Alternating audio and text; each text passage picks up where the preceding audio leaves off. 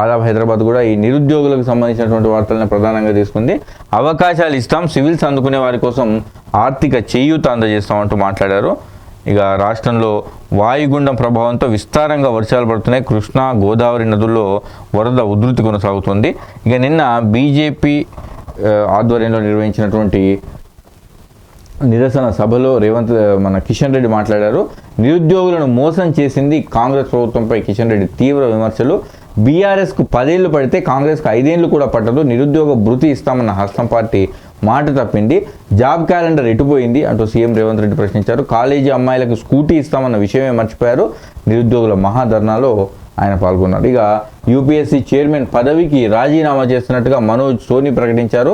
పూజా ఖేడ్కర్ వివాదానికి సోని రాజీనామాకి సంబంధం లేదని చాలామంది అధికారులు చెప్తున్నారు. కానీ జరుగుతున్న పరిణామాలు చూస్తుంటే మరి ఈ పూజా ఖేడ్కర్ వ్యవహారం వల్లనే ఈయన రాజీనామా చేశారేమో అన్నట్టుగా తెలుస్తుంది. ఇక దీనికి తోడు అహంకారం ఏమాత్రం తగ్గట్లేదంటూ నిన్న సీఎం హేమంత్పై జరిగినటువంటి ఘాటు వ్యాఖ్యలు ఇవి.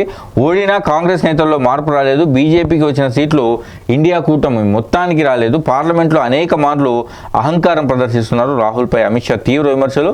ఇక సీఎం హేమంత్పై కూడా ఆయన ఘాటు వ్యాఖ్యలు చేసిండు. ఇక రాష్ట్ర ప్రభుత్వం పాఠశాల వేళల్లో మార్పులు చేసింది. సో ఆ వార్తను ఒకసారి చూద్దాం. ఉత్తర్వులు జారీ చేసిన రాష్ట్ర విద్యాశాఖ ఉన్నత పాఠశాలలేమో ఉదయం 9 గంటల నుంచి సాయంత్రం 4:15 వరకు 4:15 వరకు ఉంటాయి. సో జంట నగరాల్లో సేమ్ ఇది వరకు ఏ టైం ఉందో అదే టైం ఉంటుంది. ఉదయం 8:45 నుంచి సాయంత్రం 4 గంటల వరకు పని వేళలు. హైదరాబాద్ సికింద్రాబాద్లో ట్రాఫిక్ సమస్యను దృష్టిలో ఉంచుకొని పాత టైమింగ్స్ కొనసాగింపు. హైదరాబాద్ సికింద్రాబాద్లోనేమో సేమ్ ఓల్డ్ టైమింగే ఉంటుంది. కానీ జిల్లాల్లో గ్రామీణ ప్రాంతాల్లో మాత్రం ఉన్నత పాఠశాలలు ఉదయం 8 గంటలకు తెరుచుకుంటాయి. సాయంత్రం 4:15 వరకే స్కూల్ క్లోజ్ అయిపోతుంది. ఇది ఇక పాఠశాలలో జరిగినటువంటి మార్పులు. ఇవి ఇక ఆదాబ్ హైదరాబాద్ సంబంధించినటువంటి వార్తలు.